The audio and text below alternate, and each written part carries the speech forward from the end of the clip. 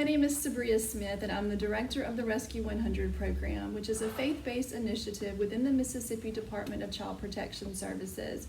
And our goal is to recruit, train, and support foster families through engaging the church community. And today I have the pleasure of sitting down with Correia, who leads the Orphan Care small group here at Cedar Lake Assembly in Bilox, Mississippi. So Stan, thank you so much for being here with me today. Oh, it's good to be here, Sabria. So tell me how you got started in foster care to begin with. So our children's pastor had responsibility for the prayer one morning, and he listed as his prayer targets foster children and the foster care system. And adoption is part of getting us oriented for what we're going to pray about that morning. He just began to tick down a list of statistics. What happens to these foster children as they enter the system, while they're in the foster care system, and what their future looks like, after they're coming out of foster care. The horrendous ramifications of these children going through the foster care system just because they're not at home, they're not with mom and dad. They're young children trying to understand, why can't I go home? And that's all sorts of psychological trauma for them.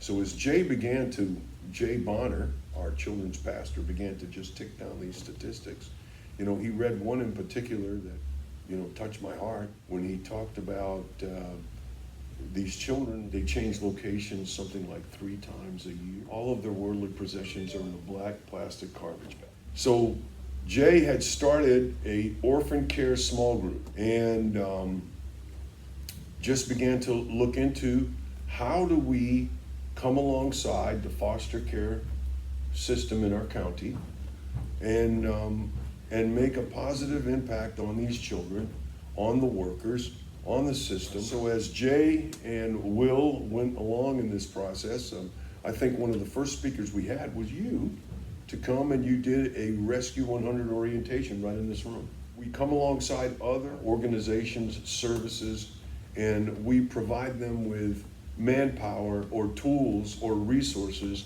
so they can do what they do. That's how we, that's how we saw ourselves as being sort of a service support organization at first.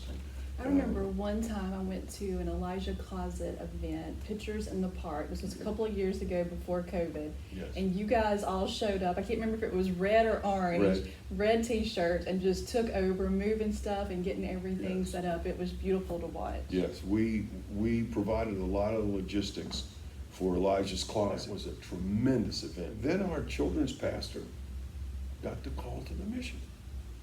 He felt that God was leading him to zero in on the orphan care community as a ministry.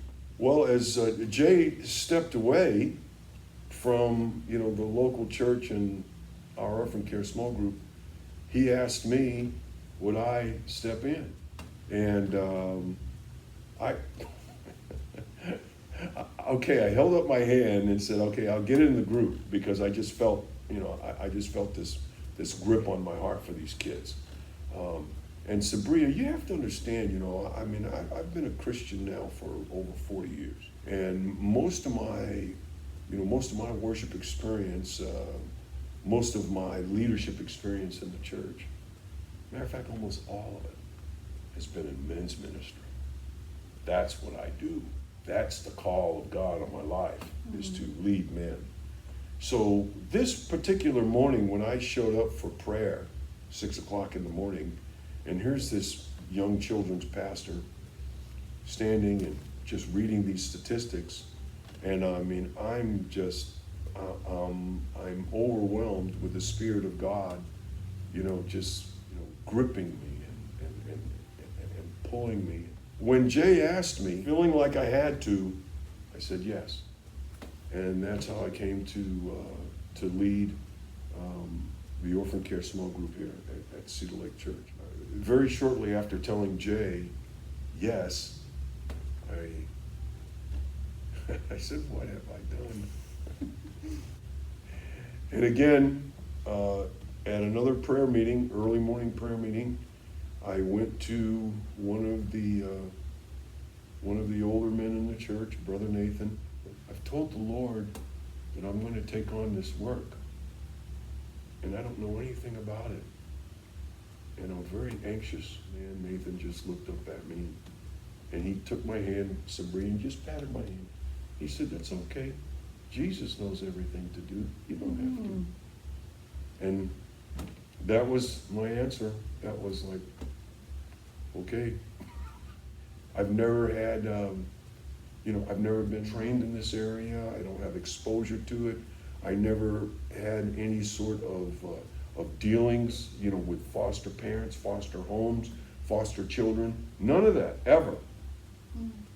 Well, now, I'm surrounded by it. I am seeing God opening doors because we have committed to be interested in what He's interested in. And He's interested in children's lives. I just last year got my first grandchild, my first grandbaby. My daughter and son-in-law are in the process of adopting a little 9-year-old special needs child. And they're almost finished with that process. But she was our grandbaby from the first day we saw her.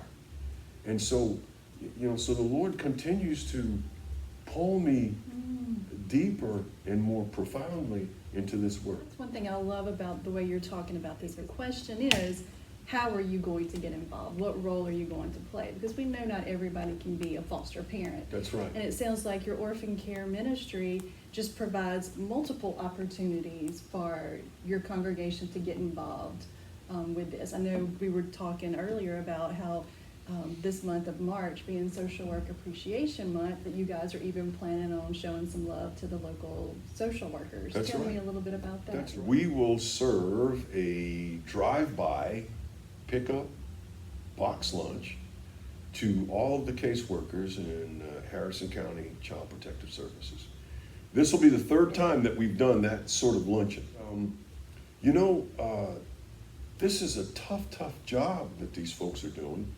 And the restrictive environment that they're in right now makes it even tougher. Another way to get involved, even if it's not necessarily opening up your own home. That's How can you that's support? exactly right. And so that's what we're seeing. You can do something. If you feel the little tug of, I feel those children. I see the need. Don't just think that to be a foster parent is the only thing that you can do. So if we have somebody watching, maybe a church leader or someone in the church who's feeling the tug, kind of like you did, but maybe hesitant about getting involved, what advice would you give them? Call me. I'm Stan Correia. My phone number is 228-547-1199. Call me. That's all you need. Call me. And help walk them through it. I love it. All right, well, if you have ever thought about being a foster parent or just want to get involved on some level in supporting foster children, foster families, the foster care system, we would love to help put you in touch with someone to talk with and help you find the right avenue for yourself. So, Stan, thank you so much for sitting down and talking with me. I appreciate it.